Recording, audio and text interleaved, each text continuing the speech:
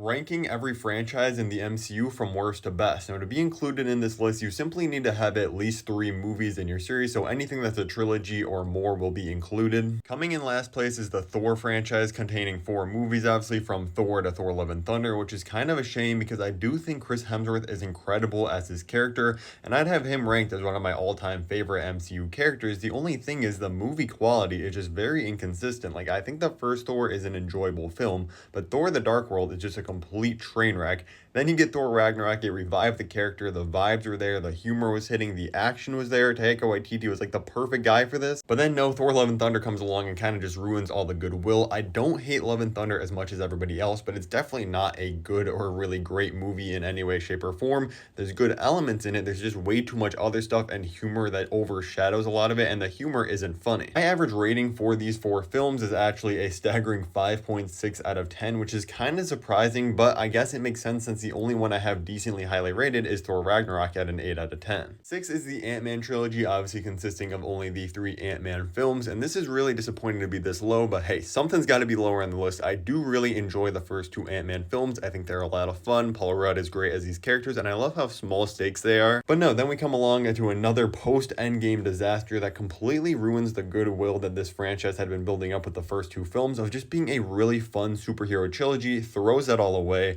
Some reason we got rid of the ex-cons in this movie that were so good with Paul Rudd, their chemistry, they were so funny, and some of the funniest jokes are from them. Nope, we completely get rid of them in this movie. We go to the quantum realm, which just looks absolutely horrible. The whole stupid end fight with Kane getting defeated by ants, this is just not a good film and really holds this franchise back. Average rating for this franchise comes down to be a 6.6 out of 10, so definitely solid overall, just that last one really holds it back. Next up, with an average rating of 7.5 across the 3 films, is the Spider-Man Home trilogy, because again, I do think this has 2 really good movies. Some people are out here trying to push the Homecoming is not a good film narrative. I don't know what you're talking about. I love it's a fresh take on kind of skipping the Spider-Man origin story. I think the humor works really well. Love the Vulture as the villain in it. There's just so much that I think really works in Homecoming. I think that's a really solid film.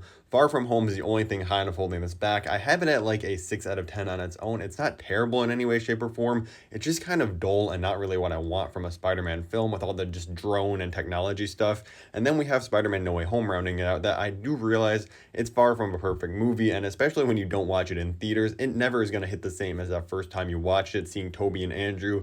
It was just months of anticipation. It was a one-time event, but the movie is still really good. I think the last hour is a complete masterclass that kind of makes up for a lot of the just missteps that they take in the first hour. Like I said, everything with Doctor Strange is not great, but after that, it's great. At number 4 is another average rating of 7.5. It's the Iron Man trilogy. I think this follows a very similar formula, just kind of reversed a little bit. I think the first one is the best in this trilogy. Then we take a huge step down with Iron Man 2. There's still stuff I like in it, but it's towards the bottom of my MCU ranking just because I think it's simply a mess of a movie. They're trying to do way too much. We get the 2 villains. We don't really focus in on one thing, and it just isn't as good as the other ones, straight up and simple. But I actually am a huge defender of Iron Man 3. I know a lot of people don't really like the twist they had in that movie. I think it works on both a comedic level and a storytelling level. I think the entire end fight is incredible, and it's a perfect ending to that movie, kind of a send-off for Iron Man. Obviously, we know he obviously came back to the character after that film, but it is just a great trilogy overall, even if I'm not the biggest fan of Iron Man 2. Let me know quickly in the comments your top 3 favorite MCU franchises of all time. Getting into my top 3 is where the heavy hitters really start to come, because we got the Avengers franchise. This thing has an average rating of 8.5 out of 10, and I think 2 of some of the best MCU films of all time in Infinity War and Endgame are in this. Now, I'm not the biggest fan of Age of Ultron. I think it is slightly overhated,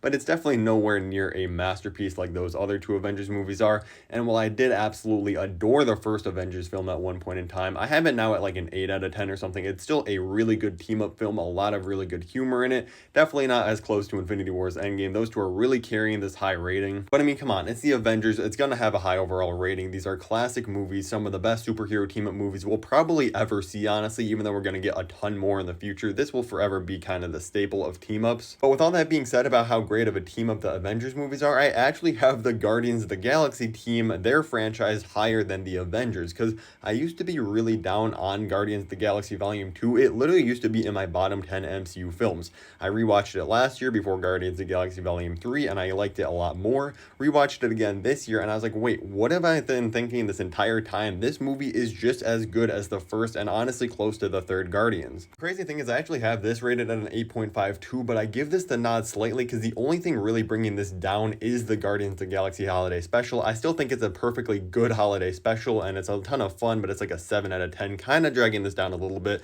So I'm not going to knock it and I give it the edge over Avengers very slightly. At number 1, with an amazing 8.6 out of 10 rating, I have the Captain America trilogy, obviously hard carried by my favorite MCU movie of all time, The Winter Soldier, but Civil War still in my top 5, and I go back and forth between having this or Endgame higher in my rankings. I also think Civil War is a masterpiece, and even though the first Avengers is easily the lowest of this, kind of holding the ranking down from being like a 9 average rating, it's still a super good origin story. Chris Evans is incredible in all of these. You get a little bit of everything. You get kind of, like I said, the origin story, you get the spy thriller, and kind of the team up film. It's absolutely just peak.